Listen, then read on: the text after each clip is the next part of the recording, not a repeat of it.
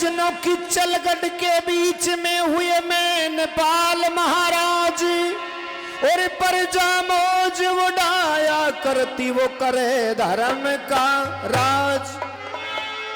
के भाई करे धर्म का राज भूप के घर में कुलवंती नारी, वो घर में कुलवंती नारी, उसकी कोख से जन्म लिया सुल्तान कंवर हुए मनधारी।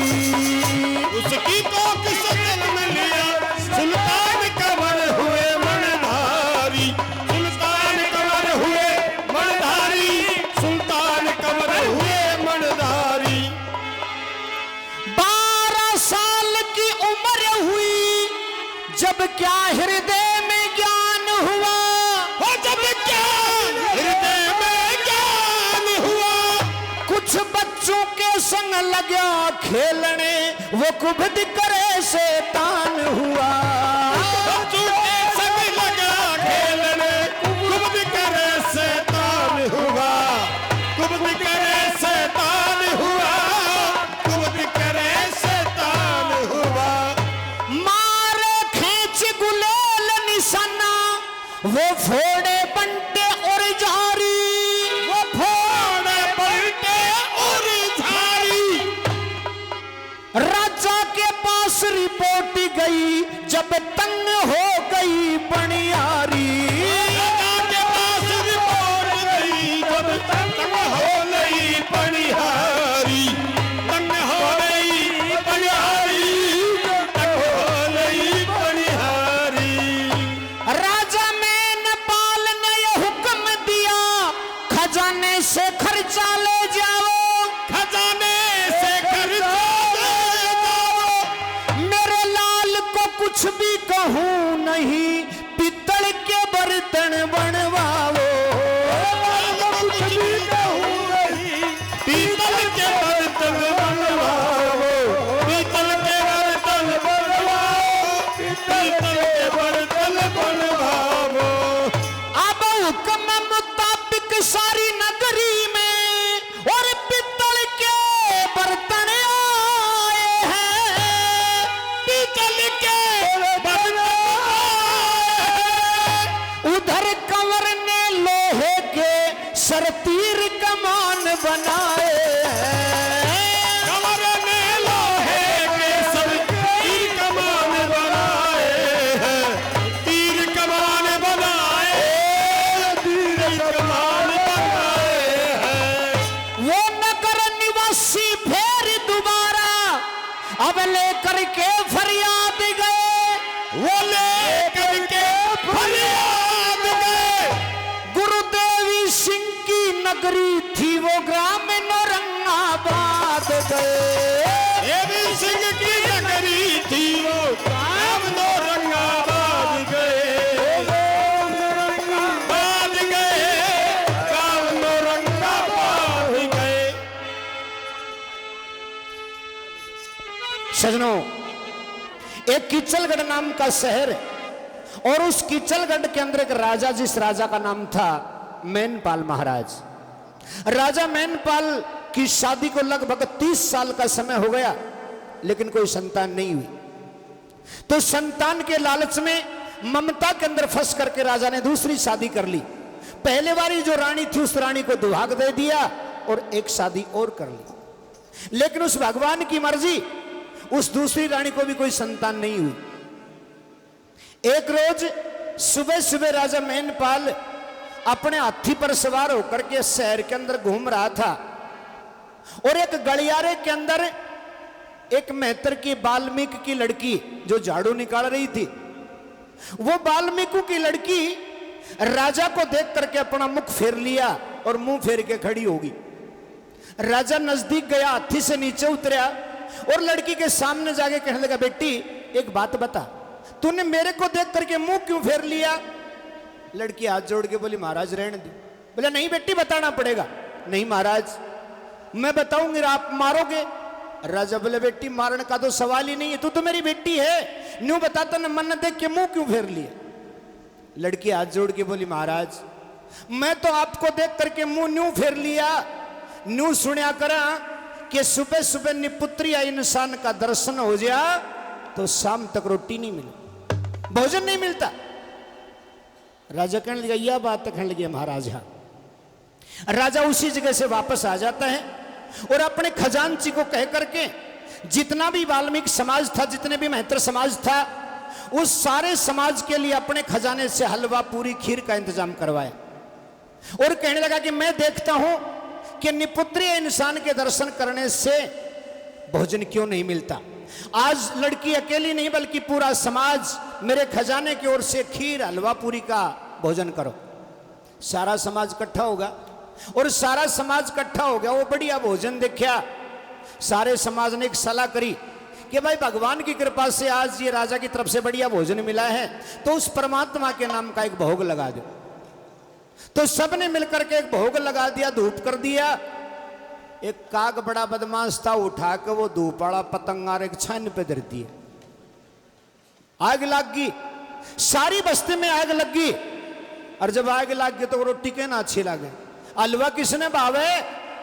सारा समाज वो अग्नि बुझाने का चक्कर में लग गया और भोजन ने भूल गया, शाम तक खाना नहीं मिले। राजा ने विचार किया कि लड़की बिल्कुल ठीक कह रही थी और ऐसे राजा का क्या जीना जिसकी प्रजा उसके दर्शन नहीं करना चाहती। तो राजा उसी समय अपने घोड़े पर सवार हुआ और शहर को छोड़ करके चल दिया बाहर। जंगल के अंदर भटक रहा था, एक मृग चुग्गा पानी कर रहा था। राजा ने एक तीर चलाया मृग के ऊपर और मृग ने छलांग मारी तो वो तीर मृग की बजन खुरी में लग गया। मृग भाज करके एक पहाड़ की गुफा के मां बढ़ गया। राजा अपना घोड़ा तो बाहर बांध दिया और मृग के पीछे पीछे पहाड़ के अंदर बढ़ गया, गुफा के मां बढ़ गया। भीतर जाके देखे सारा पहाड़ था और उस पहाड़ के अंदर जाके देखे तो साधु ही साधु तपते नजर आए। साधुओं की जमात तप रही थी। राजा भी एक साधु के धोने पर जाकर के बैठ गया। उस साधु के पैर से खून निकल रहे थे। राजा पूछता है महाराज आपके पैर से खून कैसे आ रहे हैं? तो साधु ने बताया कि राजन श्रीमान लीलाराम जी बुद्धराम जी अपनी तरफ से आज के इस कार्यक्रम में 100 रुपये सम्मान करते हैं, बहुत बहुत धन्यवाद। साधु बताने लगा कि राजा हम बाहर शरीर बदल करके काया बदल करके भोजन कर रहे थे और किसी पारधी ने तीर मार दिया, उसी से खून आ रहे। राजा ने विचार लगाया वो तीर मारनिया पारधी तू ही तो है, तही तो मारा था तीर। 3 दिन तक राजा उस साधु के धोने पर बैठा रहता है। इधर जो दुआगण रानी थी उस रानी के मन में चिंता हुई कि राजा को 3 दिन हो गए अभी तक वापस नहीं आया। अपना रथ लिया, नौकरों को साथ लिया और राजा की तलाश में वनखंड में चली गई। और जब राजा का घोड़ा देखा, रानी नौकरों से कहने लगी कि देखो राजा का घोड़ा यहां बंधा हुआ है, इसका मतलब राजा इस गुफा में गया है, किसी शेर के पीछे गया होगा, या तो शेर उस राजा को खा गया। मैं भी गुफा के अंदर जाती हूं, 3 दिन तक मेरा इंतजार करना, 3 दिन के बाद यदि मैं गुफा से बाहर नहीं आऊं तो आप वापस चले जाना। रानी भी गुफा के अंदर चली गई। भीतर जाकर देखे वह साधुओं की जमात तपती दिखी। रानी ने नजर पसारी, राजा जिस धूने पे बैठा था उसी धूने पे जाके वह रानी भी बैठ गई। ना रानी राजा ने बोले ना राजा रानी ने बोले, क्यों? दुआग दे रखा। 3 दिन रानी को बैठे हो गए। अब सब साधुओं के बीच में से उठ करके गुरु गोरखनाथ जी महाराज उस धोने पर आए और राजा मैनपाल से कहने लगे कि राजा तेरी शान शकल तेरी वेशभूषा को देखता हूं तो ऐसा लगता है जैसे तू राजा है, लेकिन तेरे को मेरे यहां आए 6 दिन हो गए, वापस क्यों नहीं जाता? तेरी प्रजा परेशान हो रही होगी, जाकर के उनको संभाल। राजा और रानी दोनों एक साथ हाथ जोड़ करके साधु के चरण में गिर जाते हैं। गोरखनाथ जी महाराज के चरणों में गिर गए और कहने लगे महाराज हम वापस जाने लायक नहीं है, क्योंकि हमारी प्रजा हमारी जनता हमारा मुख देख करके खुश नहीं है, तो हम वहां जाकर के करेंगे क्या? गोरखनाथ जी महाराज कहने लगे राजा वो कहते हैं ना कि समय से पहले और भाग्य से अधिक संत दिया करते हैं और बदले में अपने भक्तों के दुख दर्द खुद लिया करते हैं। आप हमारी शरण में आए हो तो हम आपको खाली हाथ नहीं लौटाएंगे। आपके भाग्य में बेटे का सुख नहीं लिखा है, ये याद रखना। आपके भाग्य में बेटे का सुख नहीं है, लेकिन आप हमारी शरण में आए हैं तो हम आपको एक संतान देते हैं। गोरखनाथ जी महाराज एक आम का फल राजा को दे दिया कि राजा ये ले, अपनी रानी को खिला देना और उस प्रभु का नाम रट लेना, आपके घर में एक बच्चे की किलकारियां होंगी, आपके घर में एक बच्चे का जन्म हो जाएगा। राजा वो फल ले लिया, रानी राजा के पीछे पीछे आ गई। राजा सीधा उस पटरानी के महल में गया, दुआगण रानी अपने महल में चली गई। राजा जाके सुहागण रानी ने वो आम फल दिया, बोला ले, एक साधु ने अमर फल दिया है, खा ले, इससे तेरे संतान हो जाएगी। वह सुहागण रानी विचार लगाया कि या गई थी शायद, अरे यार रांड किमें न किमें बकायो सर राजा ने, और दोनों मिलके कोई जहर को फल लेके आए तो न मारेंगे। मन में पाप हो गया। उस रानी ने वो साधु का दिया हुआ आशीर्वाद अपनी दासी के हाथ महल से बाहर गिरवा दिया। इधर से वो दुआगण रानी की नजर थी, वह अपनी दासी ने भेज के वो आम का फल मंगा लिया, गंगा जल से धो करके, दूध से धो करके, धूप बत्ती करके, और ले गुरु गोरखनाथ जी महाराज का नाम उस फल को खा जाती है। सजनों, भगवान की कृपा बड़ी असीम होती है, उस प्रभु की लीला बड़ी विचित्र होती है। ठीक 9 महीने के बाद उस रानी के गर्भ से एक होनहार लड़के का जन्म होता है। लड़के का जन्म हुआ जिसके मस्तक में मणि, पांव में पदम, सूर्य जैसी किरण चेहरे से आ रही थी। 16वां सामत था। राजा खुशी मनाता है, पूरा शहर खुशी मनाता है, और हंसी खुशी से राजा का समय चलता है। धीरे धीरे लड़के की उम्र बढ़ने लगी। न्यू कहा करें कि बेटा हो चाहे बेटी हो, ज्यादा लाड प्यार दिया जा तो बिगड़ जाया करे। राजा भी बुढ़ापा की संतान थी, खूब लाड प्यार करे, चाहे गलत काम करे चाहे सही करे, कुछ नहीं कहे। बदमाश लड़का की संगत में बैठने लग गया और बदमाशी करने लग गया।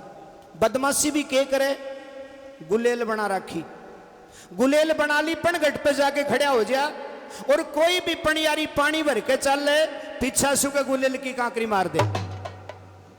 अलबत्त वह मटकी फूट जा, नहीं फिर पणियारी बीजती जा। सारी पणियारी इकट्ठी होकर राजा ने जाके समाचार दिया, महाराज आपके राजकुमार को समझाओ, बदमाशी करता है, हमारी मटकी फोड़ता है। राजा मैनपाल सब पणियारियां का आगा जोड़ लिया, कहने लगा बहनों ये बच्चा है, नादान है, और मेरी बुढ़ापा की औलाद से इन्हें क्या समझाऊं मैं। तुम एक काम करो, तारा घर में जे कने सारो से ना वो तो तारा घर से बनवा लो, और जगह घर में सारो नहीं से वो मेरा खजाना से पैसा ले लो। गवर्नमेंट से ले लो, कोई बात नहीं, जो चयनित में सेवा। जिसके पास में सारा नहीं है वो खजाने से खर्चा ले लो, और सब पणियारी लोह का, पित्तल का, तांबा का, धातु का बर्तन लिया आओ। यो छोरो गुलेल की कांकरी मारे से मार कर रह जाओ तारू के लिए। सारा शहर में लोहा का, पित्तल का, तांबा का बर्तन आ गया।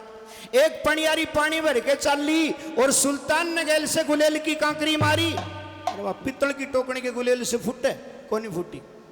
सुल्तान मन में सोचित रहो तो खेल ही खराब होगा। बड़ा उस्ताद आदमी था, लुहारा का गाड्डा पड़ा था, लुहारा कन जाकर तीर कबाण बनवा लिया। एक पणियारी पानी भर के चल ली और पीछा से टोकनी के तीर मारा। गुलेल की कांकरी से तो एक साइड में पानी निकला करता, और तीर आर पार निकल गया, दोनों साइड में पानी निकलने लग गया। सुल्तान राज्य होगा, ताली दे दे, हाँ सही मेरे लोग खेल डबल हो। सारी पणियारी और पूरे शहर के नर नारी इकट्ठे होकर के राजा मैनपाल के पास में दोबारा जाते हैं, शिकायत करते हैं, और अब की बार देखिए वो राजा अपने बेटे को क्या सजा देता है, सुनिए।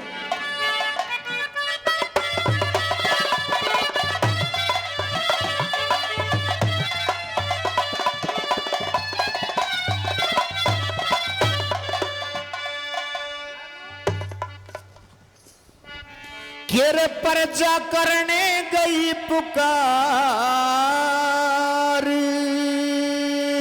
पर्जा करने गई पुकार, उस राजा मैनपाल के द्वार, सुनना अर्जी हमारी, ये कहते नारी नर हो पर जा करने गई पुकार। राजा मैनपाल के द्वार सुनना अर्जी हमारी, ये कहते नारी पर जा करने गई पुकार। राजा मैनपाल के द्वार सुनना अर्जी हमारी, ये कहते नारी नारी।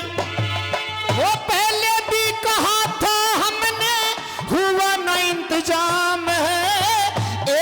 दिन की बात को न्यारे रोजाना का काम है।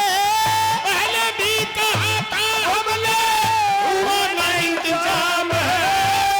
एक दिन की बात नहीं, रोजाना का काम है। मारी नहीं बसावे पार, हो लिए सभी तेरे लाचार। मारी नहीं बसावे पार, हो ये सभी तेरे लाचार। तंग करता पणिहारी, यो आपका कंवल प्रजा करने गई पुकार। राजा मैनपाल के द्वार, सुनना अर्जी हमारी। ये कहते नारी नारी,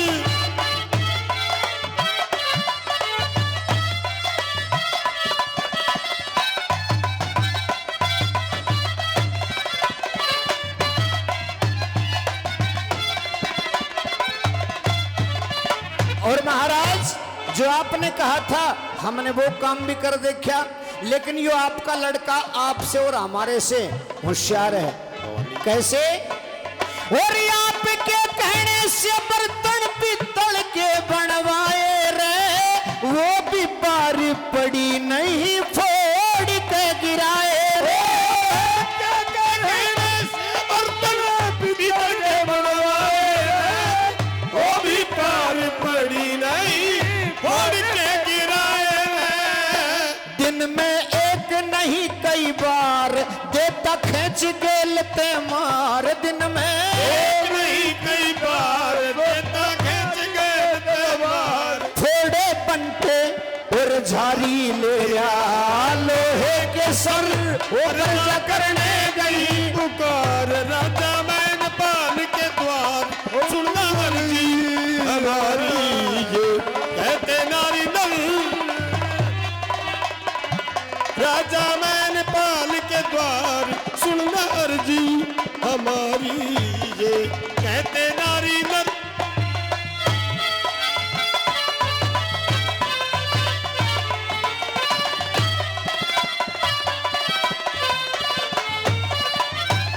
और सारी पणियारी कहने लगी महाराज आज हम एक फैसला करके आई है। कौन सा फैसला करके आई हो बहनों? बताने लगी, या तो हो सुनाई मारी, नहीं सबने यही ठाना है। तेरे किचलगढ़ को छोड़ चली जा, कोई और ही ठिकाना है। सुनाई भारी, सबने यही ठाना है। तेरे कीचलगढ़ को छोड़ चले जा, कहीं और ही ठिकाना है।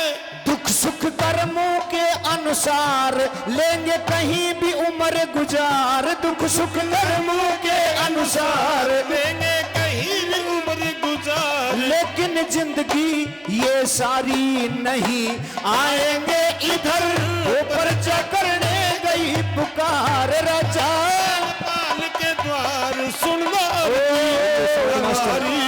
ये कहते नारी नल,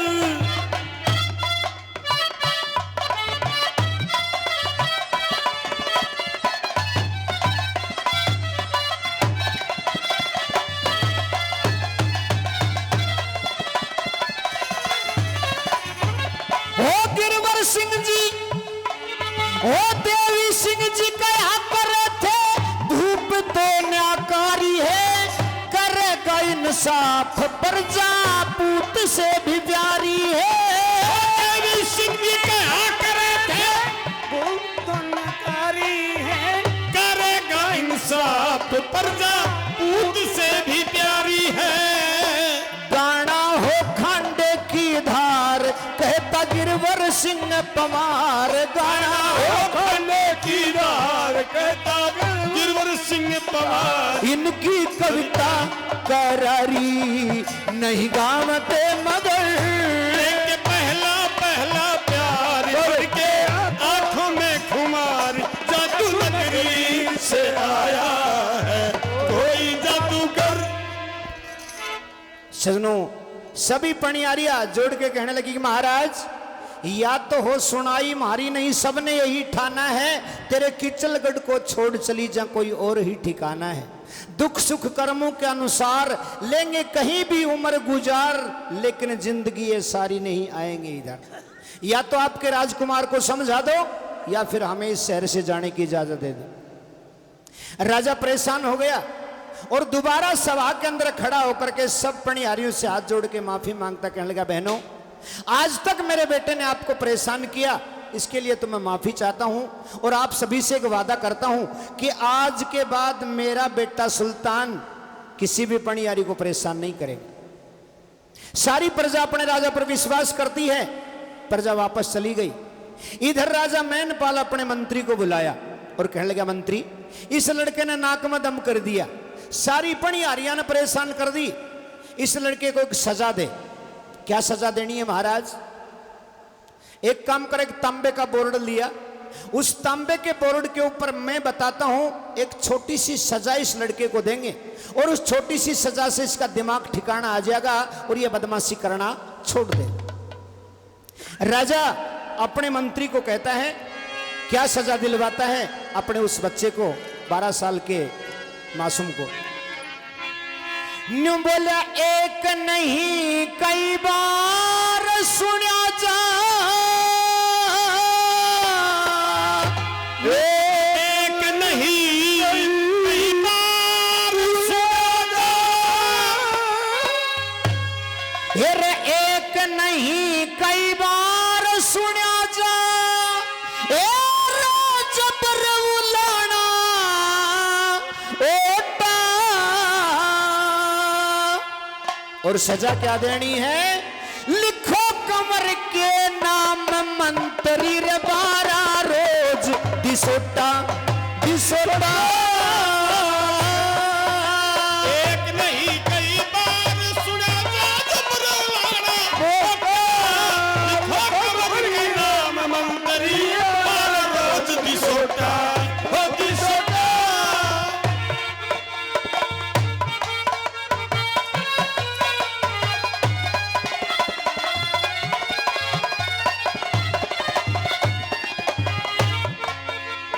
बालहट बहुत तेरा समझाया लेकिन बुद्धि का नादान है, बालहट चढ़ा हुआ हृदय में ना ज्ञान है, प्रजा को ये तंग करता हो रहा शैतान है। बंदा को ये तंग करता हो रहा शैतान है, बंदा को ये तंग करता हो रहा शैतान है।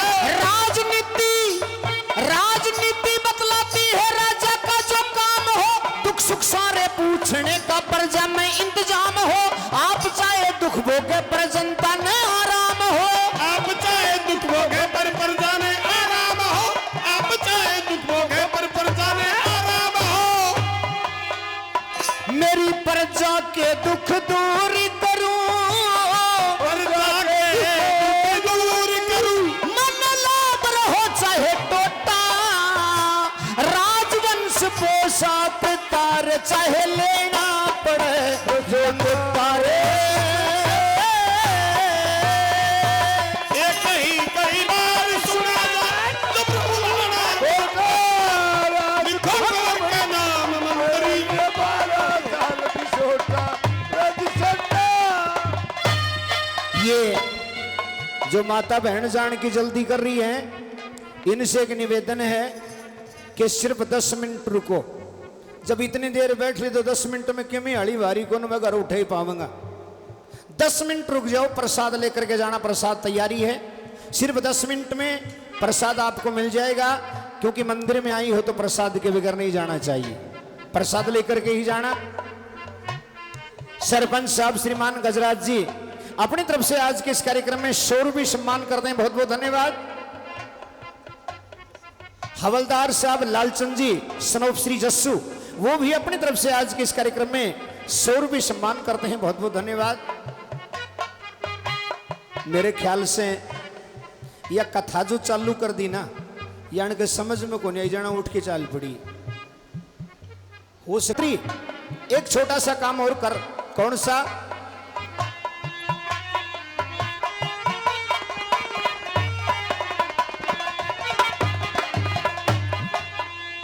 इतना रहे ध्यान मेरी आंखों का ये तारा है, इसी का धन दौलत माल राजपाट सारा है, राखना निगरानी में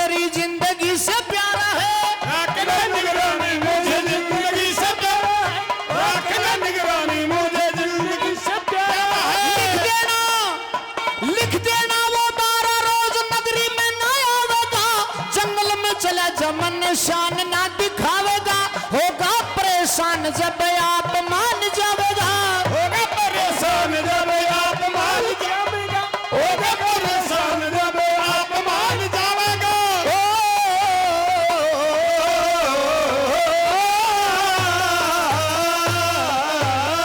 घनी विपत का ना डरना चाहिए रे, घनी विपत का ना डरना चाहिए, सर पे जबर भरोटा, ये मुमकिन है मेरा कमर संवर जर लोग कहे चाहे खोटा रे खोटा। एक नहीं कई बार सुनेगा जबर उल्हाना ओटा, लिखा कबर का नाम मंदरी, मारा रोज दिसोटा दिसोटा।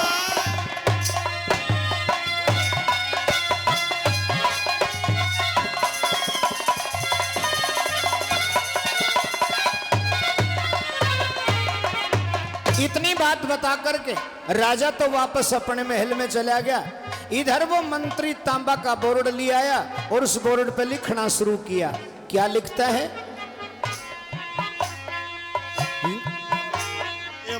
एवं वस्तु के करके फिर मंत्री ने विचारा है, मैनपाल राजा के ना दूसरा दुलारा है, जयो हो जा दूर सारा राजपाट मारा है रे, जय हो जा दूर सारा राजपाट मारा, जय हो जा दूर सारा राजपाट मारा है। नमक जो हरामी, अरे नमक जो हरामी मन किया बुरे ख्याल का, तंबे पत्र हुक्म लिखा राजा मैनपाल का, 12 दिन की जगह दिसोटा लिख दिया 12 साल का रे, 12 दिन की जगह दिसोटा लिख दिया 12 साल का, 12 दिन की जगह दिसोटा लिख दिया 12 साल का।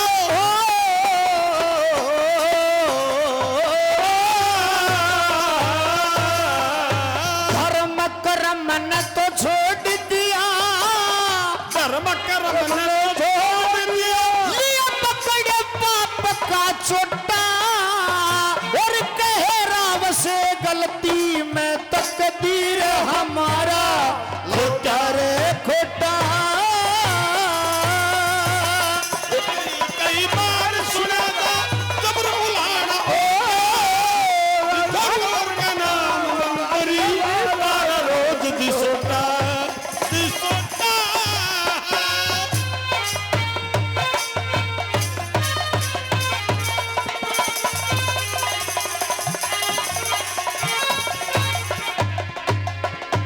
ये सूबेदार साहब श्रीमान सुबे सिंह जी हमीनपुर से अपनी तरफ से आज के इस कार्यक्रम में 200 रुपये सम्मान करते हैं। सूबेदार साहब का बहुत बहुत धन्यवाद। जगरूप सनोप श्री सूरज भान जी रामपुरा से ही वो भी 100 रुपये सम्मान करते हैं, बहुत बहुत धन्यवाद।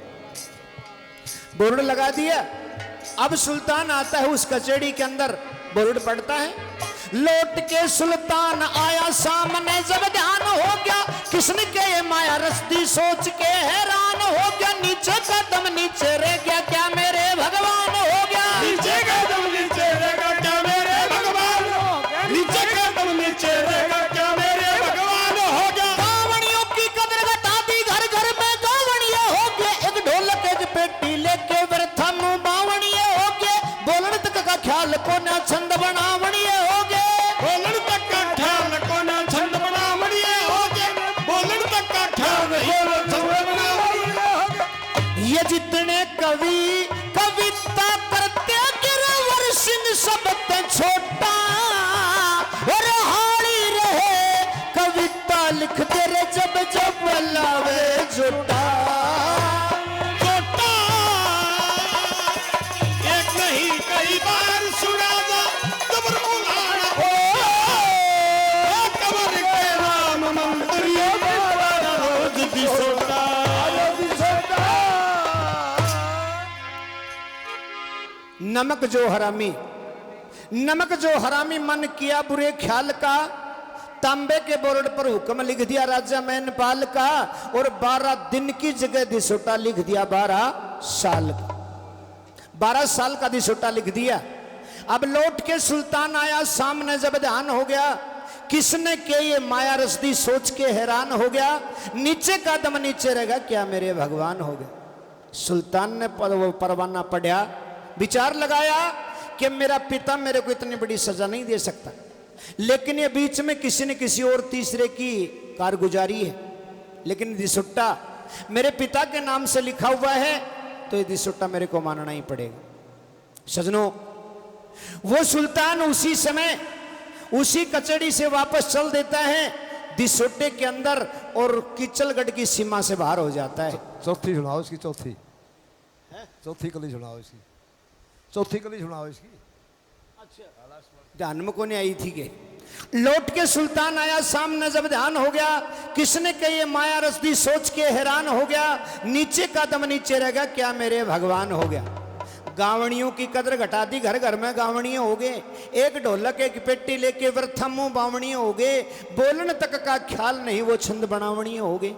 जितने कवि कविता करते गिरवर सिंह सब ते छोटा, आड़ी रहे कविता लिख दे जब जब लावे जोटा। बहुत बढ़िया। जो ही नगरी से बाहर निकला और सामना से वही गुरु गोरखनाथ जी महाराज अपनी जमात लेके सामना से मिल गए। दिसोटे के वेश में देखे, अपने पास में बुलाया, कहने लगा बेटे कौन है तू, क्या नाम है, कौन सा गांव है, और इस नादान उम्र के अंदर तेरे को दिसोटा, ये दिसोटे का वेश। सुल्तान ने सबसे पहले तो गुरु जी के चरण छुए और कहने लगा महाराज मैं पणियारिया के साथ बदमाशी करया करता, और बदमाशी करने के कारण मेरे पिताजी ने मेरे को 12 साल का दिसोटा दिया है। गोरखनाथ जी कहने लगे बेटे बदमाशी करने का फल तो मिलेगा, अच्छे कर्म करेगा तो अच्छाई मिलेगी, बुरे कर्म करेगा तो बुराई मिलेगी, ये फल तेरे को मिलना था। लेकिन कोई बात नहीं, अब आगे से बदमाशी मत करना, बदमाशी मत करना, मैं तेरा दिसोटा काटने के लिए एक रास्ता देता हूं। वो दिसोटे का भेष तो उतार दिया और उसी जगह खड़े खड़े एक अल्फी पहरा दी, पैरों में खड़ाऊ पहरा दी, हाथ में चिमटा दे दिया, कमंडल दे दिया और बाबा जी का भेष बना दिया। ये तू साधु का भेष ले ले, और यहां से थोड़ी दूरी पर जाएगा तो एक इंद्रगढ़ नाम का शहर मिलेगा। उस इंद्रगढ़ के अंदर जाकर के 3 दिन तक भिक्षा मांग लेना, चौथे दिन आपको राज तिलक मिल जाएगा। जाओ। गुरुजी से आशीर्वाद लेके सुल्तान चल दिया और इंद्रगढ़ में भी पहुंच गया। लेकिन राजा का बेटा था, भीख मांगते शर्म आई। क्यों, भीख मांगना भी हरे की बस की बात नहीं है। राजा का बेटा था, अरे औरा ने भिक्षा देनिया, भीख खुद कैसे मांग सकता है। और वो लिखा है ना कि तारों की ओट में चंद छुपे ना, तारों की ओट में चंद छुपे ना, सूरज छुपे ना बादल छाया, सूरवीर रण खेत छुपे ना, दानी छुपे ना घर मंगता आया, चंचल नार का नैन छुपे ना, घूंघट की पटोट लगाया, योगी का भेख अनेक करो पर कर्म छिपे ना विभूत रमाया। राजा के बाग में जाके बैठ गया, धोना लगा लिया और तपस्या करनी शुरू कर दी। 3 दिन होगा तपस्या करते करते। अब आपने भी आसपास में कोई बाबा जी आ जाए तो चर्चा चल जाकर वे फलाने जगह बाबा जी आ रहे हो। सारा गांव का नर नारी बाबा जी का दर्शन करने खातरा में, सारा शहर में चर्चा होगी। अरे राजा का बाग में एक 12-13 साल का बच्चा बहुत सुंदर श्याम शकल का है और बाबा जी है। इंद्रगढ़ का राजा केशव कमध्वज, राजा ने जब समाचार सुना तो राजा भी अपने घोड़े पर सवार होकर बाबा जी का दर्शन करने खातिर आ गया। जो ही बाग में पहुंचा और वो 12-13 साल का बच्चा चंद्रमा जैसी शकल का बाबा जी के भेष में बैठा देखा। राजा घोड़े से नीचे उतर के आया और कन्न जाके कहने लगा, अरे साधु तेरी शान शकल को देखता हूं तो ऐसा लगता है जैसे तुमको राजा का बेटा है, लेकिन इस उम्र में बाबा जी क्यों? ये उम्र तेरी खेलने खाने की, हंसने बोलने बतलाने की, पढ़ने लिखने की उम्र थी और तू साधु क्यों बन गया? सुल्तान ने इस जगह कुछ भी नहीं छुपाया और गुरुजी से साफ साफ जैसे बताया था वैसा ही राजा से बता देता है कि महाराज मेरी बदमाशी के कारण मेरे पिता ने मेरे को 12 साल का दिसोटा दिया है। राजा केशव कमध्वज उस लड़के को उस बाग से उठाया, अपने महल में ले गया, महल में ले जाकर के बाबा जी का भेष उतार दिया और फिर राजकुमार के कपड़े पहना दिए। कहने लगा, बेटे एक लड़का मेरा है जिसका नाम है फूल कुमार, वो मेरा पाप का है और तू मेरा धर्म का है। आज के बाद तू मेरा बेटा है, जब तक मैं जीऊंगा इंद्रगढ़ का राजा मैं रहूंगा, और मेरे मरने के बाद ये इंद्रगढ़ का राज आप दोनों भाइयों का आधा आधा हो जाए। जे 3 दिन भिक्षा तो मांग ले तो पूरा राज मिल जाए, लेकिन भिक्षा नहीं मांगी तो आधा राज मिले। अब फूल और सुल्तान दोनों के अंदर बड़ा प्रेम हो गया, एक माँ के बेटों की तरह से रहने लगे, एक साथ खेलना, एक साथ पढ़ना, एक साथ सोना, एक साथ खाना। और रहते रहते सुल्तान को वहां 6 साल का समय बीत गया, 6 साल का दिसुट्टा पूरा हो गया। अब लड़के की उम्र 12 साल से बढ़ करके 18 साल की होगी। एक रोज फूल और सुल्तान दोनों बैठक में बैठा, और बैठे बैठे दोनों ने विचार लगाया कि हम राजा के लड़के हैं, क्षत्रिय हैं, हमारा धर्म है, हमारा कर्म है शिकार करना। दोनों लड़के घोड़ों पर सवार होकर के वनखंड के अंदर जाते हैं। शेर का शिकार करने का विचार था।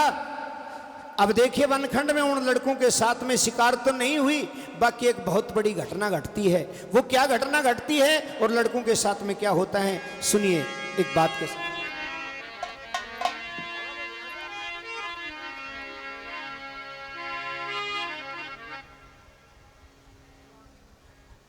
कथा आगा गए तरकीब। चलेंगे खेलन काज शिकार आज किस गहरे वन में, बाई फूल कवार। चलेंगे खेलन काज शिकार आज किस गहरे वन में, बाई फूल कवार। चलेंगे खेलन काज शिकार आज किसी गहरे वन में। हो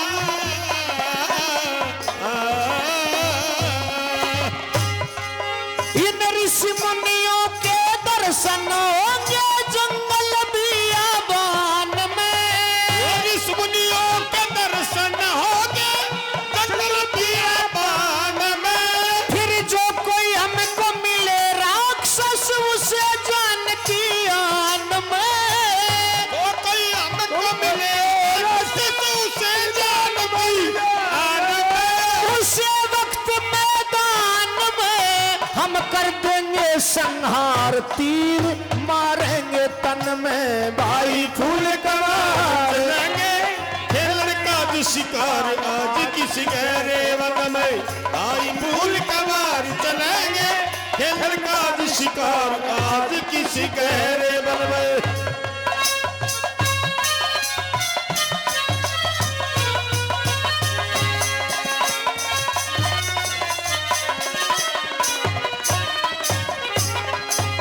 दोनों भाई अपने अपने घोड़ों पर सवार हो लिए और बैठक से बाहर निकल लिए।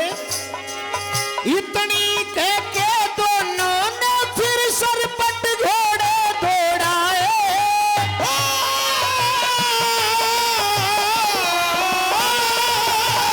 और चलने से कभी थके नहीं, फिर कई दफा के आजमाए। कभी थके नहीं,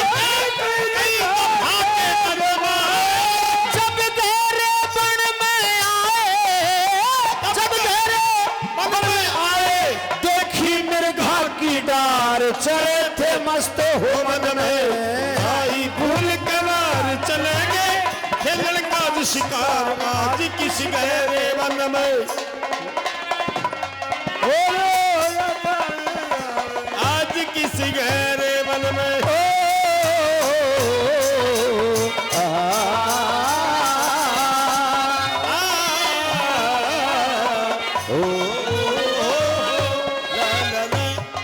काफी दूर निकल गए और एक वनखंड के अंदर पहुंचे। शेर का शिकार करने का विचार था, शेर तो नहीं मिला, और एक हिरनिया की डार आ गई।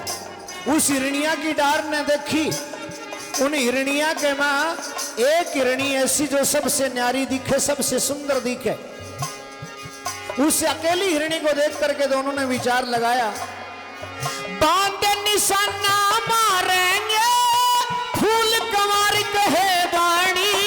वो बांध निशाना मारेंगे फूल कवार कहे वाणी।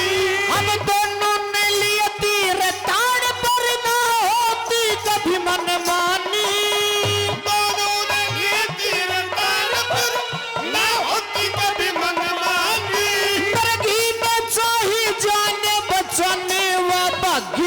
सुमार गेर दिया पीछा छन में भाई फूल कवार चलेंगे खेलन का जो शिकार आज किसी गहरे वन में आई फूल कवार चलेंगे खेलन का जो शिकार आज किसी गहरे वन में हो ला ला ला रे ला हो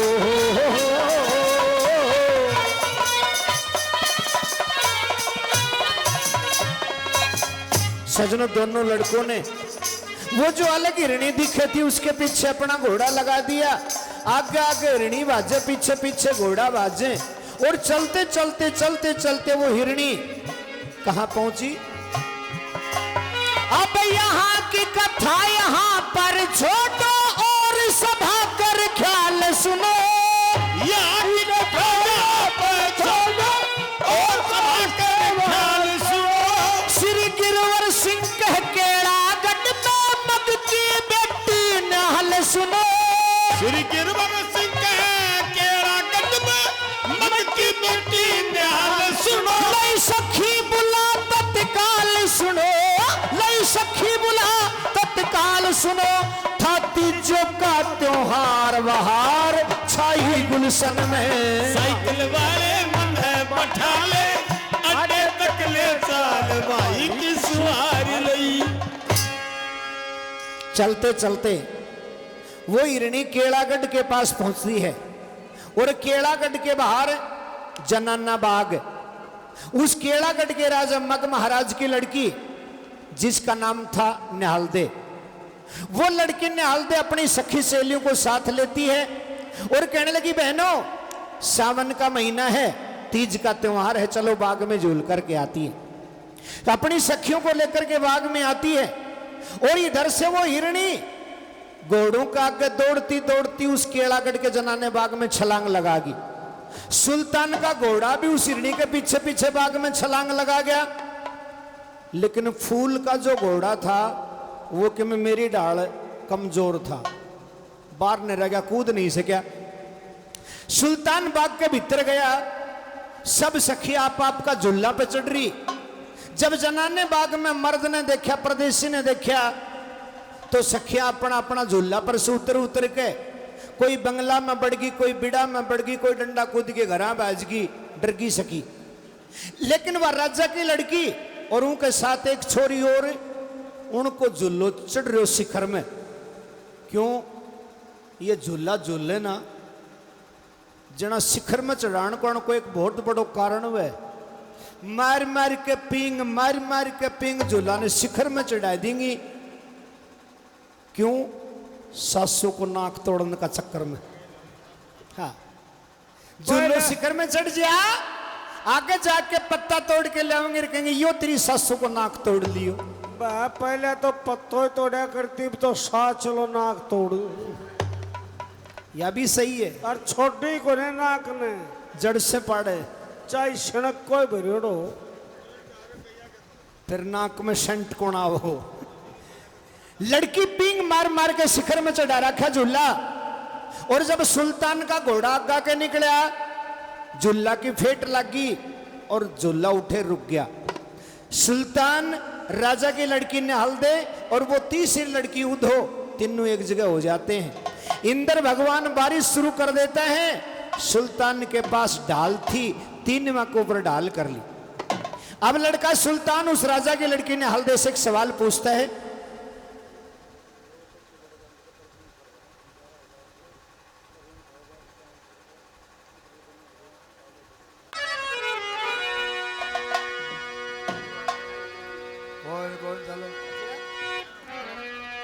पूछता है लड़का कि रे बता तू तो ब्याही से की कमारी,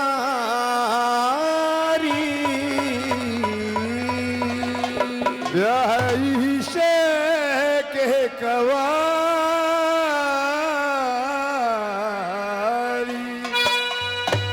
ये हमारी भारत की संस्कृति है, ये हमारे हिंदुस्तान की संस्कृति है कि हमारे देश की किसी भी कंवारी लड़की को कोई भी अनजान लड़का यदि ब्याह शादी का जिक्र कर देता है तो उस लड़की को अपने आप ही शर्म आ जाती है। उस लड़की ने भी जब सुल्तान ने सवाल किया कि तू शादीशुदा है या कुंवारी है, तो लड़की ने मुंह फेर लिया, शर्म आ गई।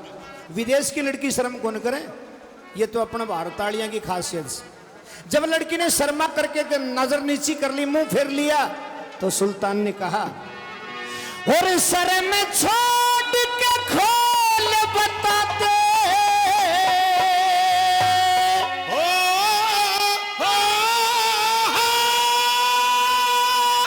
यार, सर में छोड़ के खोल बता दे, राजमग की राज दुलारी रे तू ब्याही से करो, तू ब्याही से कवारी। यार सर में छोड़ के खोली बता दे, राजमग की राज दुलारी रे तू ब्याही से कवारी, बता ब्याही से कवारी।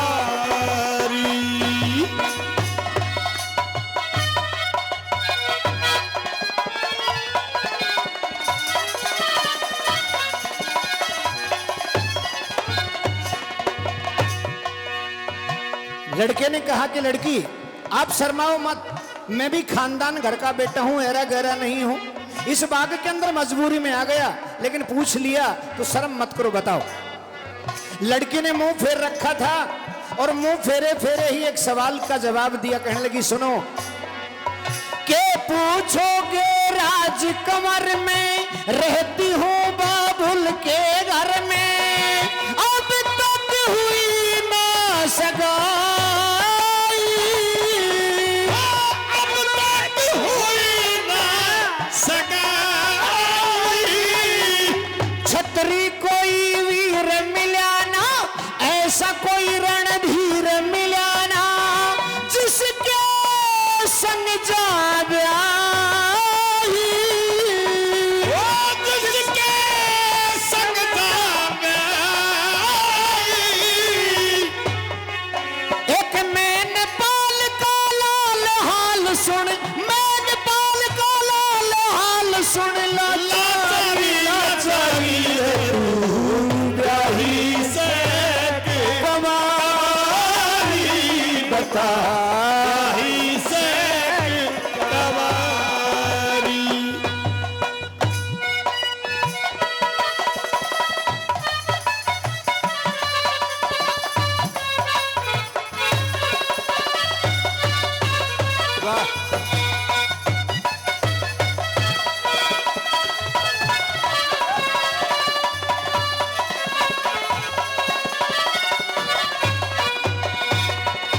लड़की ने जवाब दिया, महाराज ए राजकुमार, मैं अभी तक कुंवारी हूं, मेरी सगाई भी नहीं हुई है। हाँ, एक मैनपाल का लाल सुन के उस्ताद, एक मैनपाल का लाल हाल सुन, लाचारी लाचारी। मैनपाल का नाम सुना, सुल्तान ने विचार लगाया कि मैनपाल तो मेरे पिताजी का नाम है, इस लड़की को कैसे मालूम। कहने लगा, लड़की ये जो आपने अभी मैनपाल का नाम लिया, ये मैनपाल का क्या चक्कर है। कहने लगी, जवान मेरे पिताजी मेरी सगाई करना चाह रहे थे किचलगढ़ के राजा मैनपाल के लड़के के साथ में, लेकिन किसी कारण से उस लड़के को दिसोटा हो गया और वहां से वो मेरी सगाई छूट गई।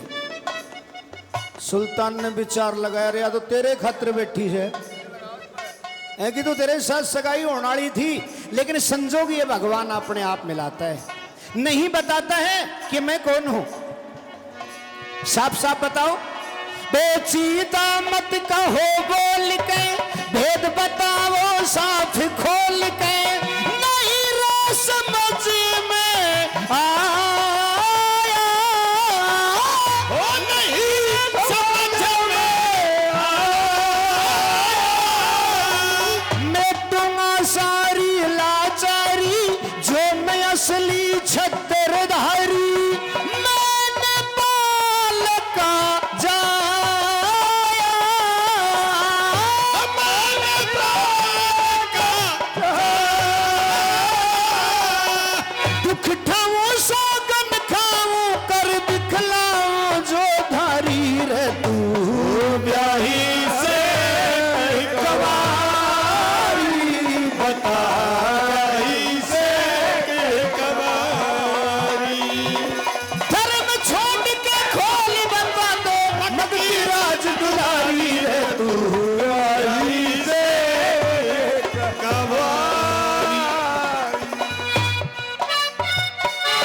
वाह।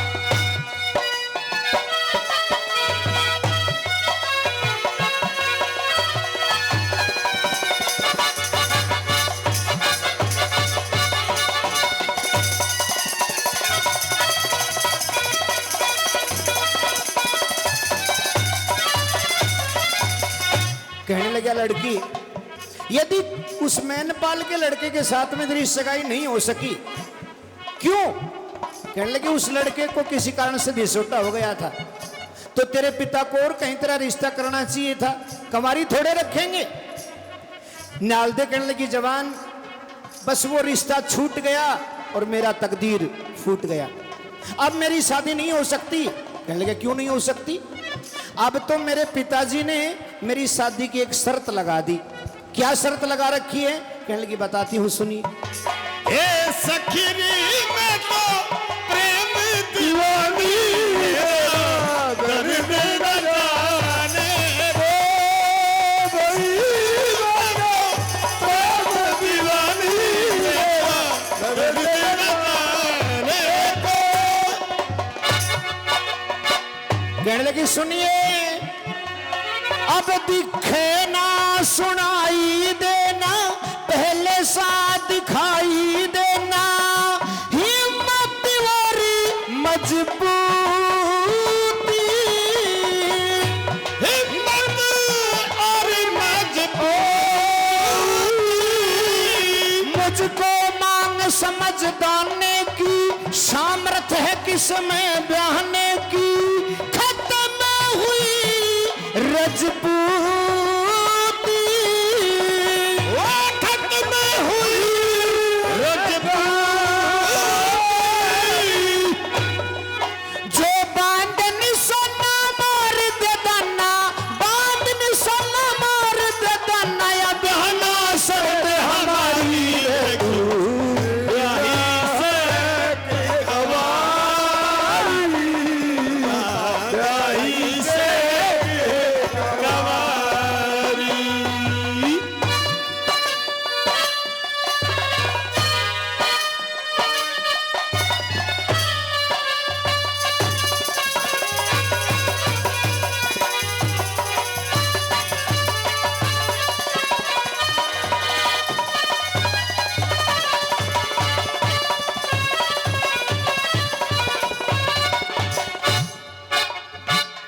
लड़की ने जवाब दिया कि अब मेरी शादी नहीं हो सकती। क्यों?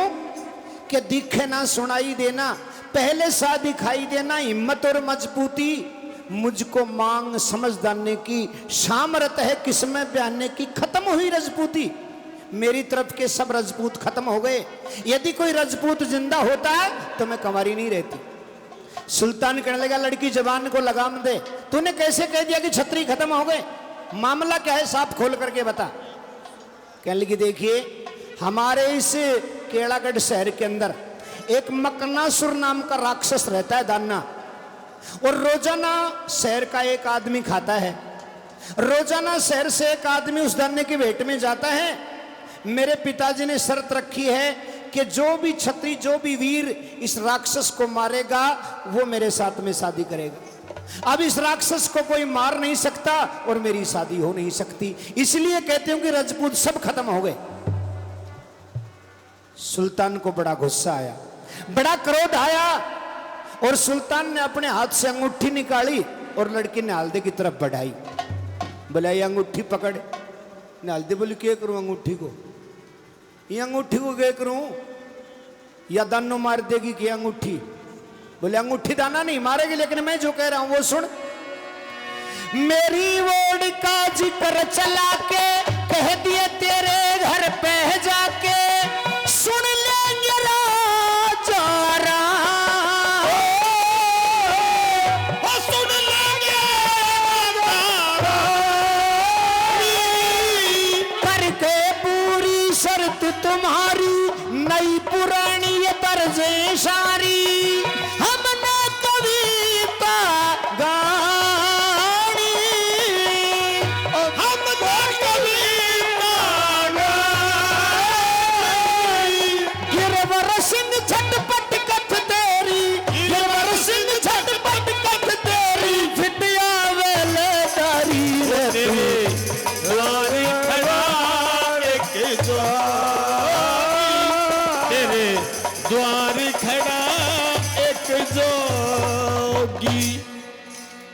कहने लगा कि मेरी ओर का जिक्र चला के, थोड़ा सा इको कम कर दे भाई, थोड़ा सा इको कम कर दे। ढाई 12 बजना के बाद में मशीन सही होगी। हाँ, मेरी ओर का जिक्र चला के कह दिए तेरे घर पे जाके सुन लेंगे राजा रानी।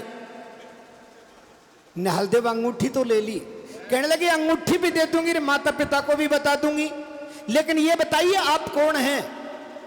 कहने लगा मेरा ही नाम सुल्तान है और उस किचलगढ़ के राजा मैनपाल का लड़का मैं ही सुल्तान हूं, मुझे भी सुट्टा हुआ है। अब लड़की निहालदेव बड़ी खुश हो गई, वो अंगूठी ले ली और कहने लगी जवान मैं अभी जा रही हूं, अपनी माँ को बताऊंगी, अपने पिता को बताऊंगी और आपके आने का समाचार दूंगी। अब निहालदेव जो ही चल ली, वो जो फूल बार न रह गया था ना बाग का डंडा के बार न, वो डंडा की झांकी माँ का देखा भीतर विचार लगा और मेरा मड़ा ने न्यू कही थी हिरणी पकड़ के ले आए, यो छोरियां के साथ बात कर रहे। आवाज लगाई बाहर से, बोले अरे सुल्तान, बोले हाँ, अरे हिरणी, बोले भाई हिरणी को मेरे को नहीं, तू तो जा। बोले तू, बोले मेरे कोई ठिकानों को नहीं, मैं आ जाऊं 10 दिन बाद मैं कद आऊं, तो मैं अकेला जाऊं? बोले अकेला ही जा।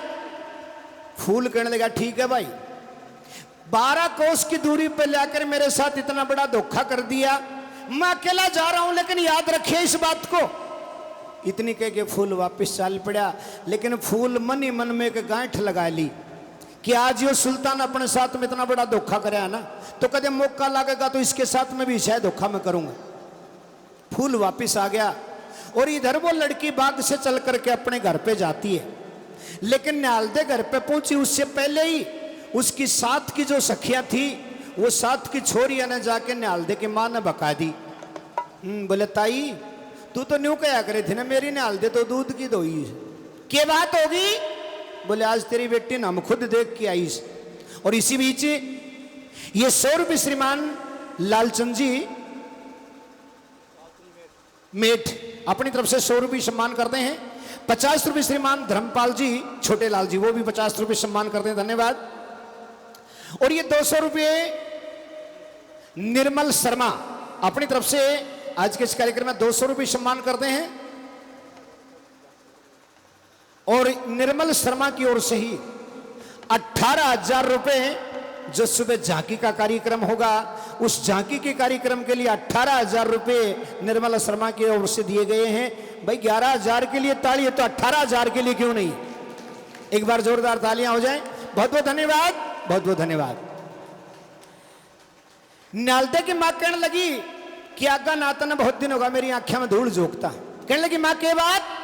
कहने लगी मां की बच्ची, तेरा साथ की छोरी आना आया 2-2 घंटा होगा, तू किट थी? कहने लगी मां मैं तो बाग में डटकी थी। कहने लगी बाग में डटकी थी? ये निहालदेव मैंने 60 टोली फूक दी और तुम मन ने बावड़ी बना रही है।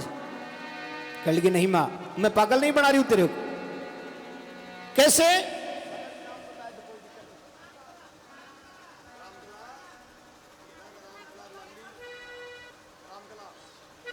भैया माता जी खुद नाटक ने नाम बोलने में तो क्या दिक्कत है? ये माता जी रामकला शारदा, भाई बढ़िया, पहला नाम बहुत बढ़िया काटा कर। ए माता जी की उम्र का ही नाम सही है, शारदा, रामकला, राम दुलारी, सीता, सरस्वती, गंगा, रुक्मणी, ये नाम अण की उम्र में ही काटा करता। पाछे तो आके लोगों ने नाम ही कौन पाया, का नाम एक्ट्रिया का नाम काटने लगा, कोई श्रीदेवी, कोई रेखार, कोई करीना कपूर के बिरके के नाम काटने लगा। और पाछा के और नाम ने मिला, ये पाछे ये नाम काट वाला रिंकी, टिंकी, मिंकी, पिंकी, ये नाम होगा। ये बाग का नाम मिलेगा ही कोने ना मिले क्यों? कौन का कलयुग है, कलयुग में भी नाम आऊंगा। किलिच, प्लेट, एक्शन, धुरो, हब, ड्रम, ये सब छोरिया का नाम आऊंगा। एक माँ को अपनी बेटी के बारे में ऐसा समाचार मिल जाए तो कौन माँ होगी जो समाई कर लेगी? और हर माँ का फर्ज होता है अपनी बेटी को सही रास्ते पे चलाना, अपनी बेटी को सही रास्ता दिखाना। वो माँ भी अपनी बेटी को समझाती, कहने लगी बेटी शर्म आनी चाहिए तेरे को, तेरे साथ की सखियों को घर पर आए 2-2 घंटे हो गए और तू अकेली उस बाग के अंदर थी, तेरी सखियों ने मेरे को सारा बता दिया तेरा वरदान। कि तू कहां थी क्या थी। ये रीते कितला दीवार नहल दे ये ते कितलाई वार नहल दे हे तेरी और सखी सब आली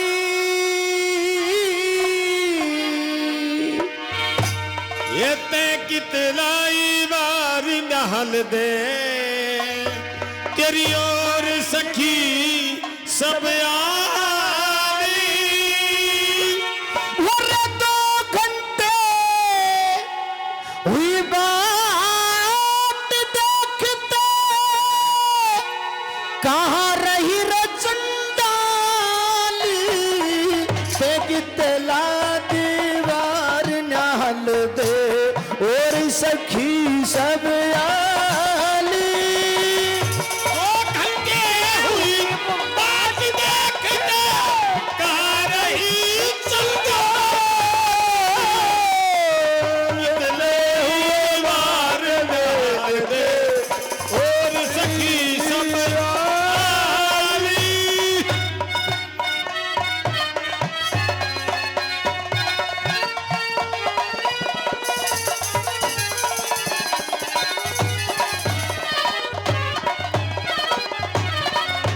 जब माँ लड़न लगी तो न्याल दे हाथ जोड़ के बोली माँ तू मन ने गाली गलौज करने लाग रही बुरी भली बताने लाग रही नहीं तो बता मेरी गलती कैसे।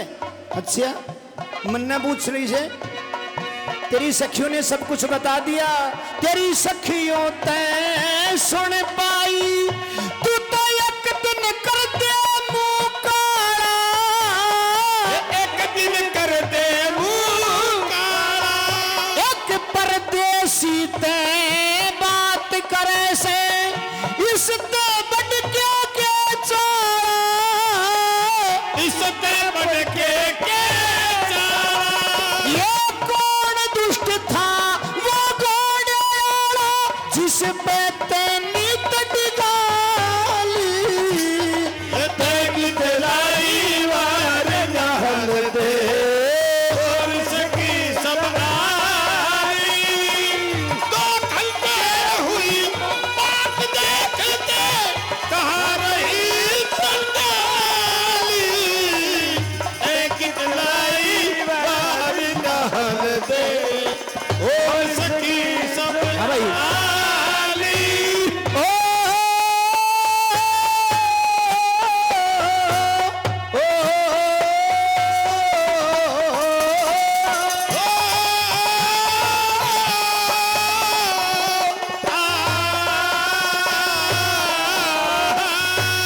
ये बेटी तू एक राजा की लड़की है और सारी प्रजा तेरे पिता को भगवान के समान समझती है। एक राजा की लड़की होकर के और इस तरह से आवारागर्दी में फिरेगी तो तेरे पिता की क्या इज्जत रह जाएगी। अपने पास में बैठा लिया और कहने लगी बेटी सुन ए ओट कंवारी ओट कंवारी ओट कंवारी धी बेटी ने ये घर पे रहना चाहिए ये घर पे रहना चाहिए और जो बन इश्क जवानी का दुख तन पे सहना चाहिए मेरी बेटी तन पे सहना चाहिए और धर्म कर्म का कहना चाहिए क्यों सर में बेच के खाली ते कितलाई वार नहल दे और सखी सब आली।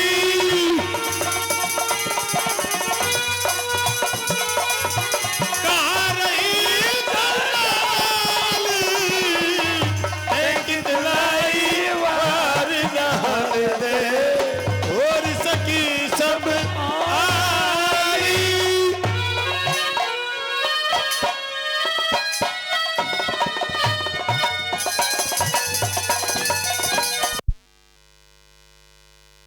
जब तन सारी बातों का पता लग गया तो मैं तेरे को साफ बताती हूं कि हाँ बाग में है कोई घोड़े वाला परदेसी लेकिन वो अनजान नहीं है।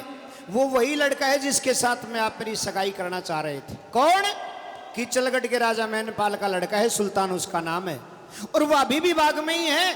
और देख माँ, उस लड़के ने मेरे को अंगूठी भी दी है, इस मकनासुर राक्षस को खत्म करेगा और मेरे साथ में शादी करना चाहता है। रानी बड़ी खुश होती है और उस निहालदे के पिता राजा मग महाराज के पास में जाकर के बताती है कि महाराज, ऐसे ऐसे उस कीचलगढ़ के राजा मैनपाल का लड़का सुल्तान अपने बाग में ठहरा हुआ है, अपनी लड़की निहालदे से उसकी मुलाकात भी हो चुकी है और इस मकनासुर राक्षस को वो खत्म करना चाहता है, और आप उस लड़के को जाकर के बताइए।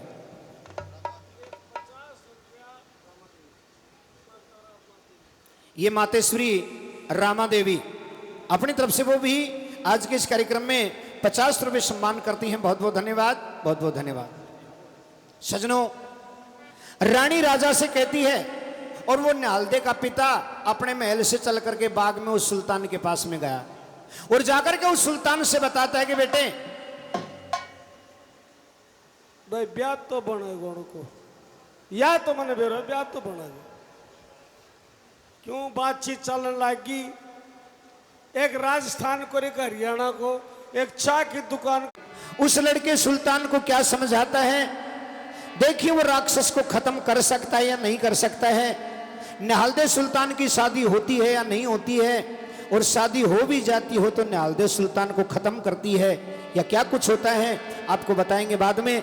लेकिन उससे पहले हमारे बीच में भाई क्या नाम बताया था, रोहित है, तो वो भी अपनी प्रस्तुति देना चाहते हैं, जरा सुनिए। और उस सुल्तान को समझाता है कि बेटे, इस निहालदे के साथ में शादी करने से पहले तेरे को एक बहुत बड़ा काम करना होगा। क्या? कि मेरे शहर में जो मकनासुर राक्षस जो रोज एक आदमी की भेंट लेता है, एक आदमी को खाता है, उस राक्षस के साथ में तेरे को लड़ाई करनी पड़ेगी। बेटे, तेरे से पहले बहुत से राजा इस निहालदे के साथ में शादी करने के चक्कर में इस राक्षस के साथ में लड़ चुके हैं और वो राक्षस सब राजाओं को खा गया। मैं तेरे को इस के साथ में लड़ने की इजाजत नहीं दूंगा। पहले अपने घर पे जा, अपने माता पिता से मशवरा सलाह लेकर के आ। सुल्तान कहता है ठीक है महाराज।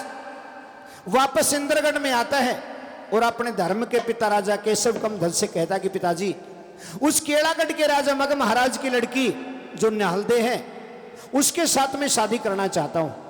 निहालदे का जिक्र तो सबने सुन रखा था कि भाई निहालदे के साथ शादी वो करे जो राक्षस ने मारे। राजा बोला, रे बेटा, जतरे शादी की जिद से तो उसका ख्याल छोड़, वहां से मांग मकनासुर बलवान की, उसने छोड़ तन 15 ब्यादू सुथरी श्यान की, और 10 दिन में तेरी शादी कर दूं, कोई लड़की देख मिजान की। कहने लगा, नहीं पिताजी, जिंदगी भर कंवारा रह जाऊंगा, लेकिन उस शादी करूंगा तो सिर्फ निहालदे के साथ में करूंगा। कहने लगा, क्यों? पिताजी, मैं उस लड़की से मिलकर के आया हूं और उसको मैंने अपनी जबान दी है। कहते हैं कि रघुकुल रीत सदा चली आई, प्राण जाए पर वचन न जाए। महाराज, मैंने वचन दिया उस लड़की को। राजा केशव कमधज कहता है ठीक है बेटे, नहीं मानता है तो जा। 20 फौज के जवान दे दिए और अपने बेटे फूल को सेनापति बना दिया। बोला जा कर ले लड़ाई। सुल्तान वापस केड़ागढ़ में आया। केड़ागढ़ के बाहर एक बड़ा भारी मैदान था। उस मैदान में एक नकारा धर रखा, जो भी राक्षस से लड़न खातिर आवे उस नकारा पर डंका लगावे। नकारा की आवाज सुन के वो राक्षस पहाड़ से बाहर आवे और फिर दोनों की लड़ाई हो। सुल्तान ने भी जाके नकारा पर डंका लगाया। नकारे की आवाज सुनी सारे शहर में खलबली माच गई कि भाई आज कहीं की मौत आ गई। और कौन आ गया? लेकिन वो लड़की निहालदे अपनी सखियों के साथ महल की छत पे चढ़ी और सखियों से बताने लगी कि बहनों, वो जो नकारे के पास में खड़ा है अभी राक्षस को खत्म करेगा, मैं उसके गले में माला पहनाऊंगी, वो मेरे प्राणपति होंगे, मैं उनकी अर्धांगिनी होंगी, हम शादी करेंगे। वह 7 थाली छोरी बोली 5-1 मिनट डट जिया, ये भी आवस और राक्षस निकल के और तेरा ये भी गोदड़ू का फेरा करेगो। बावड़ी तने बेरो को ने राक्षस कितना न मार दिया, यो बालक के डटेगो का। लेकिन वह नकारा की आवाज सुन के वो राक्षस पहाड़ से निकल करके आया। ऐसा हुआ जैसे कोई भाई भयंकर तूफान आ गया हो। हेरा भरा क्रोध असुर ने मारी थी। किलकारी रे भर क्रोध असुर ने मारी थी। किलकारी भर क्रोध असुर ने मारी थी। किलकारी हे मारी थी किलकारी, ये मारी थी किलकारी रे भर क्रोध असुर ने मारी थी। किलकारी मारी थी। किलकारी और नेत्रलाल लाल जलते काल के सामने आया। राक्षस निकल के आया पहाड़ से। नेत्रलाल लाल जलते काल के सामान आया। प्रलय का दिन बाकी था, केलागढ़ में तूफान आया। मकनासुर से लड़ने खातिर कौन सा बलवान आया? कौन सा बलवान आया? थर थर नगरी कांपण लगी सुनदाने की किलकारी। थर थर नगरी कांपण लगी सुनदाने की किलकारी। भाई बंधु कुटुंब कबीला लागी जान गणी प्यारी रे। फाटक बंद कर ऊपर चढ़ गए नगरी के सब नर नारी।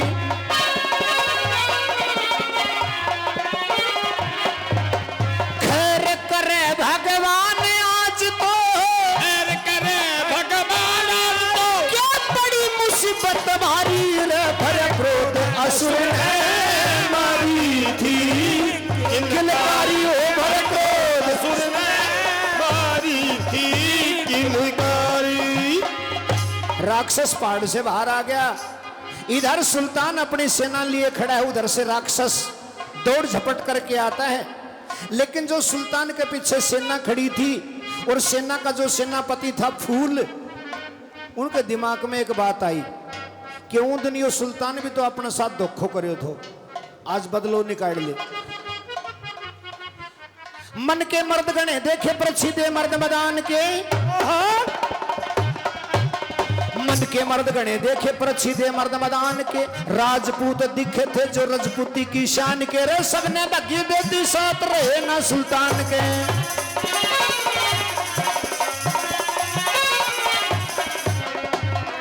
कुछ तो डर था दाने का कुछ फूल का इशारा था।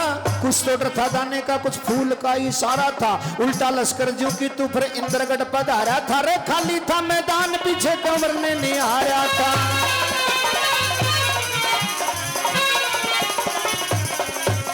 सिर्फ एक ला रहा वहां, सिर्फ एक ला रहा वहां। सुल्तान कंवर मनधारी रे भर क्रोध असुर ने मारी थी। किलकारी भर क्रोध असुर ने मारी थी। किलकारी सारी सेना सारी फौज ने लेके वो फूल वापस भाज गया। सारी सेना से फूल कहने लगा, बोले रे क्यों खड़िया सो के करा? बोले राक्षस आ गया। फौज जड़ा जवान बोले लड़ाई करा? बोले किसी लड़ाई करो, यो राक्षस आ रही हो तने रपियो गिलास जुआरी को कंधे को कहते तो मैंने सोचो को तारो टिक्को करोगे खा गोसारा ने। डरा के सारी सेना ने वापस लेके भाज गया। सुल्तान वापस घूम के देखा एकला खड़ा। राक्षस नजदीक आ गया और एकला सुल्तान ने खड़ा देखा। राक्षस कन्ने जाकर हंस के बोलिया, बोला रो भाई ओ बावड़ा, अरे किसी बनड़ी ब्याह है, वापिस चलिया जा। तेरा बरका बहुत घना आगा, मोड़ बांध बांध के सारा मेरा पेट में धरा है। मैं सब ने खा गया और इतने बड़े बड़े राजाओं को खा गया मैं। तू तो मासूम सा बच्चा है, वापिस चला जा। जा वापिस करने चल जा तू उम्र के नादान छोरे। वापिस करने चल जा तू उम्र के नादान छोरे। बच्चों आला खेल नहीं मैं मकनासुर बलवान छोरे। धरती तल हिला देता हूँ तेरा क्या अनुमान छोरे। तेरा क्या अनुमान छोरे। धरती तल हिला देता हूँ तेरा क्या अनुमान छोरे। इतनी बात सुन के सुल्तान कहने लगा, रे सुने वो दुष्ट राक्षस, छोटा नहीं समझना चाहिए सिंह सर पर सूरा दाना। छोटा नहीं समझना चाहिए सिंह सर पर सूरा दाना। जाते जान खेल अपनी पे कर्तव्य करते पूरा दाना। होकर के होशियार जरा बच्चे का देख जहूरा दाना।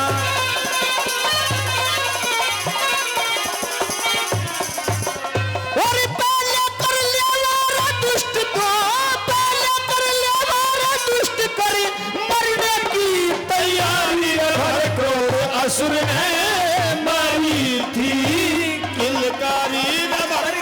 असुर ने मारी थी किलकारी। सुल्तान कहने लगा राक्षस यदि तू मेरे को बच्चा समझता है तो मैं तेरे को हुक्म देता हूं कि पहले वार भी तू ही कर ले, नहीं तेरे मन में धोखा रह जाएगा कि इस बालक को मैं मार देता। इतनी बात कहते ही राक्षस के दिल में के दया हुआ करे, कूद के सुल्तान पर धाड़ मार के आया राक्षस, और कूद के दहाड़ मारी कंवर ने बचाया अंग। कूद के दहाड़ मारी कंवर ने बचाया अंग। 4 घंटे ऊपर नीचे युद्ध हुआ दोनों संग, तीर न चलावन पाया देख कंवर हो गया तंग।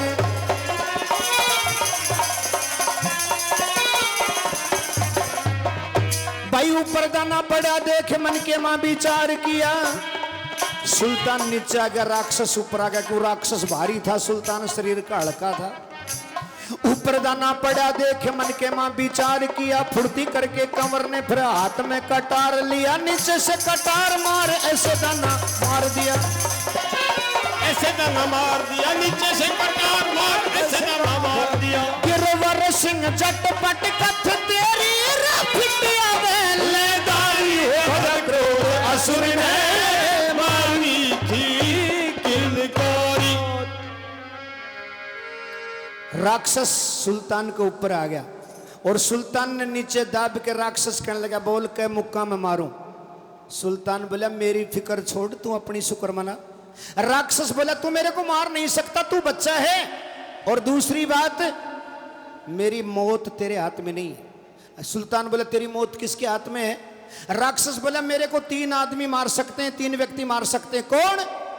सबसे पहले तो मेरे को मार दे अंजनी माँ का हनुमान, यदि हनुमान जी से मेरा सामना आ जाए तो वो मेरे को मार दे, या फिर कुंती माता का भीम यदि मेरे सामने हो तो भीम भी मेरे को मार सकता है। तीसरा चकवे बैन राजा की तीसरी पीढ़ी में यदि कोई पैदा हो जाए, पहली बात तो पैदा ही नहीं होगा, और यदि पैदा हो जाए तो वो मेरे को जरूर मार दे।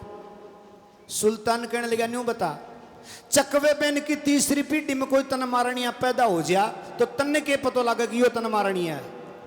राक्षस बोला मेरे को जिसने वरदान दिया था उसने बताया था कि चकवे बैन की तीसरी पीढ़ी में मन मारणिया पैदा हो जाएगा तो उसके दैनी साइड में छाती पे चुच्ची का निशान नहीं मिलेगा। सुल्तान बटन खोल के बोले बेटा आराम से हाथ फेर के देख ले। गणियार बाजार की शिव जाइड दिखी बिल्कुल सपाचट, क्योंकि सुल्तान को वो निशान नहीं था। राक्षस ने हाथ फेर के देखा, निशान नहीं मिला, गड़बड़ा गया, राक्षस के पसीना आ गया, इधर उधर भागण का मौका देखने लग गया। सुल्तान झट से अपने बगल से कटार निकाल के राक्षस का पेट में कटार चला दी, सारी आंत काट दी, कलेजा चीर दिया, राक्षस को खत्म कर दिया। अपने ऊपर से राक्षस ने पैर धकेल दिया, सारा खून में लथपथ, लेकिन जीत का नशा में आकर के और जाके वो नकारा पर अपनी जीत का डंका फिर लगा दिया। जीत का डंका लगाया, सारे शहर में ढोल ताशे बजाए जाते हैं, सब नर नारी खुश हो जाते हैं कि आज इस राजकुमार ने हमारे शहर से एक राक्षस की लाग हटा दी। और वो लड़की ने हल दे उस महल की छत से नीचे उतरी, सखियों को साथ में लिया, वरमाला हाथ में, और मैदान के अंदर आकर के उस लहूलुहान खड़े सुल्तान के गले में वरमाला पहना देती है। बड़ी खुशी के साथ उस सुल्तान को बाग में लाया गया, बंगले के अंदर ठहरा दिया। इंद्रगढ़ में समाचार दिया, वो राजा केशव कमध्वज फूल सब उस सुल्तान की बारात बना करके ले आते हैं और उस बाग से सुल्तान का दुल्हे का भेष बनाते हैं, नुला धुला करके दुल्हा बना करके, और घोड़ी पर बैठा करके राजा मग महाराज के महल की तरफ आते हैं। ऐसा लगता है जैसे वो सूर्य आकाश में नहीं, आज उस केड़ागढ़ में आ गया था। पूरे शहर की औरतें बड़ी खुश हो रही थी और उस दुल्हे को देख रही थी, विचार कर रही थी। और छज्जा पे खड़ी थी लुगाई,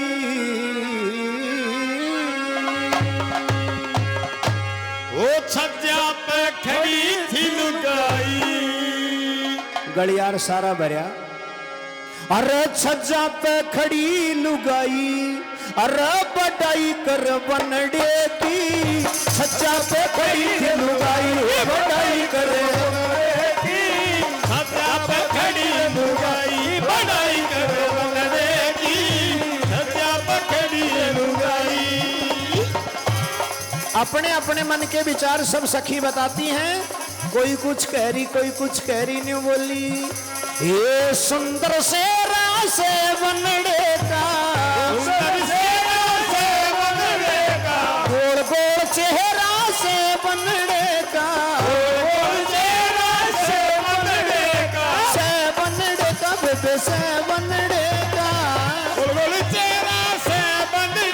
अरे मूछिया भी ना मुरड़ाई, मूछिया भी ना मुरड़ाई रे बड़ाई कर बनड़े की, छज्जा पे खड़ी लुगाई बड़ाई कर बनड़े की, छज्जा पे खड़ी लुगाई।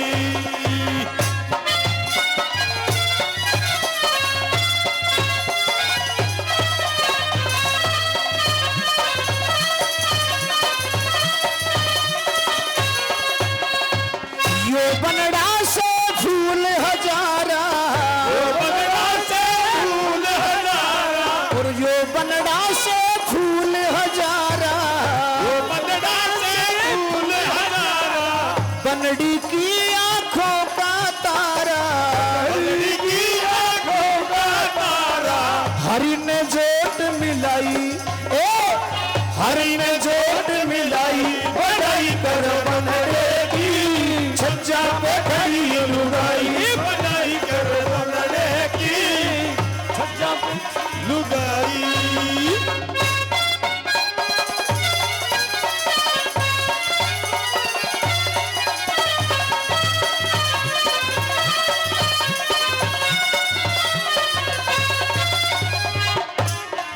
यो बनड़ा हमारे देश का सितारा, और बनड़ी से गंगा की धारा, निर्मल बह के आई, निर्मल बह के आई बड़ाई कर बनड़े की, पखड़ी लुगाई बड़ाई कर बनड़े की, छज्जा पखड़ी लुगाई।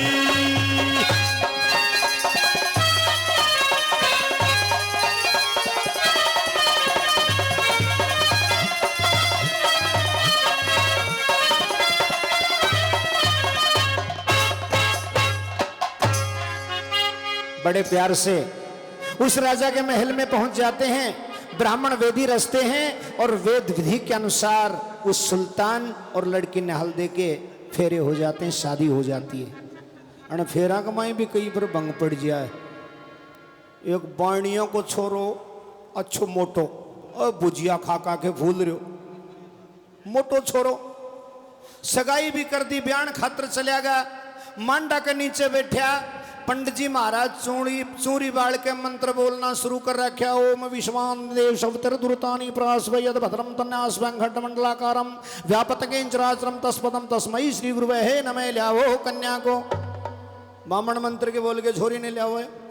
1.5 घंटा ताई एकला छोरा ने बैठाया मंत्र बोलिया। पंडित जी बाणिया को छोरो मोटो थो बैठा बैठा पग जुड़गा।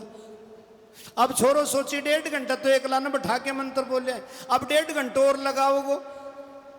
छोरो दुखी हो के बामण ने बोले दादा, बोले हाँ बेटा, बोले पग पसार दू।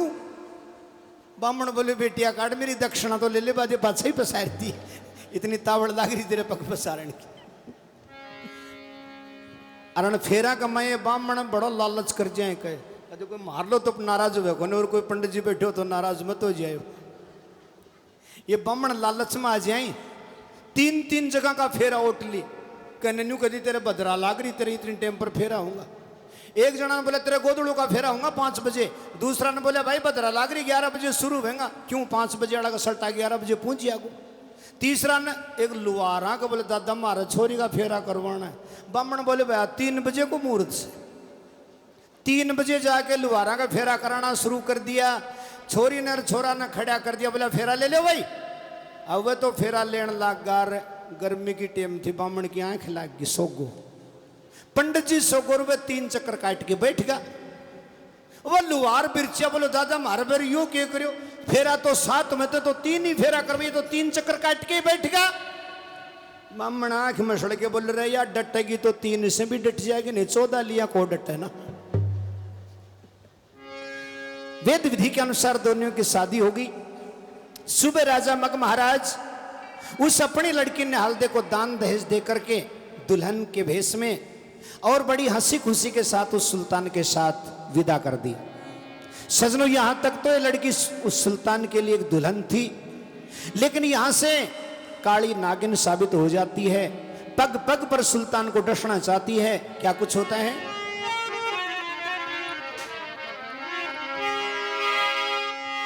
ये रविदा करे मेहमान भूप ने हो दिया अति दहेज और दान, अरे डोला सज के चल्या ओ जब उदय हुआ था बान, डोला सज के चल्या जब उदय हुआ था बान। और विदा करे मेहमान भूप ने दिया खूब दहेज और दान, डोला सज के चल्या जब उदय हुआ था बान।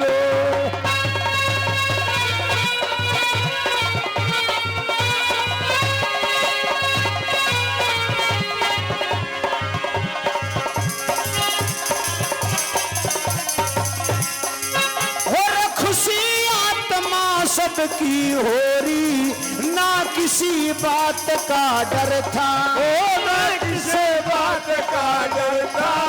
और आगे आगे डोला चले और पीछे सब लश्कर था,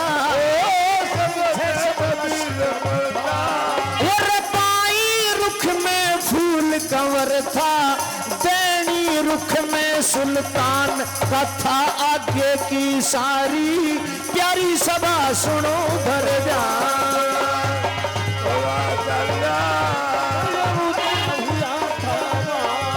और विदा करे मेहमान भूप में हो दिया खूब दहेज और दान, डोला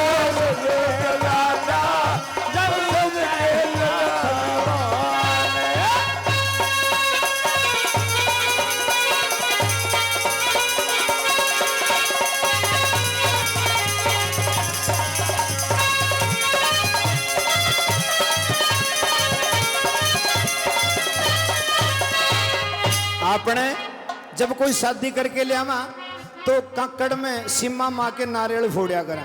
वह नारियल फोड़न की रिवाज निभाने लग गया। फूल का मन में विचार आया, अरे न्यू बताऊं इसे क्या नाल दे पद्मणी है। पद्मणी औरत किसी हो, अपन ब्याह तो नहीं सके लेकिन देख तो ले कम से कम। कुछ उस्ताद भाई सीम सिवाना नारियल फोड़ना यो अति रिवाज बताया,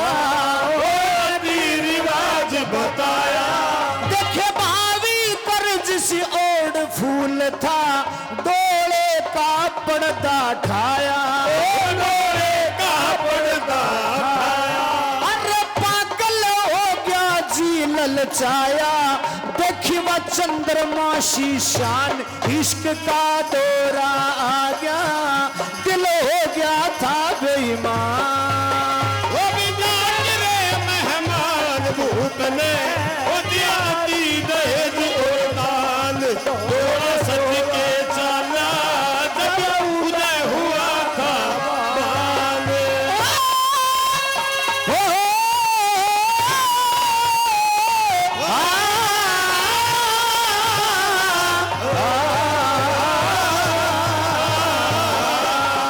वो पिता करे मेहमान भूतने दियाती दहेज और दान, डोला सज के चला जब उदय हुआ था बान। सीम सिवाना नारियल फोड़ना अति रिवाज बताया, भावी कर जिस ओढ़ फूल था, डोले का पर्दा ठाया। सारी बरात तो नारियल फोड़ने का ध्यान में लग गई और फूल न्याल देड़ा डोला का पर्दा ठा लिया। पर्दा ठा के जब न्यालदे ने देखी, सजनों बताते हैं कि पद्मणी जो औरत होती है उसका शरीर शीशे के समान होता है। पानी पीवे तो भी गिट्टी में चलता यूं का यूं दिखे। और खाना पीना करने के बाद में पद्मणी औरत के अंदर 17 शेर वजन बताते हैं। जब फूल ने डोले का पर्दा उठाया और वो न्यालदे का शीशा भर का शरीर देखा, पागल हो गया, पागल हो गया, जी ललचाया, देख ली चंद्रमा सी श्यान, इश्क का दौरा आ गया, दिल हो गया था बेईमान। फूल विचार करे, हे परमात्मा, जब मन यो पतो हो गया न्यालदी इतनी सोहनी है, तो सुसरा दाना ने मई मार गिर तो, और नहीं भी मारता तो मरिया मरिया के मार के ना नाम कर लेता। लेकिन अब के बने सजनों, आंसी इश्क खांसी खुशक खून खोज मदपान, इतना है छुपाया ना छुपाइए प्रकट हो ही निदान। फूल का मन बेईमान हो जाता है और फूल खड़ा खड़ा एक विचार करे, सोचे जिंदगी जिंदगी या जिंदगी रे सफल मेरी जब होगी, मन मिले या नाल दे रानी, मन मिले नाल दे रानी, और किसी तरह पे कुछ भी करके मन अपने घर में लानी, अपने घर में रानी, चाहे पड़ो तकलीफ उठानी, चाहे हो खतरे में जान छोड़ के महल चुबारे, चाहे पड़े बानड़ी छाल, मेहमान भूख में होतिया अति दहे जोरान, डोला सस के चला उदय हुआ था बाल। ओ,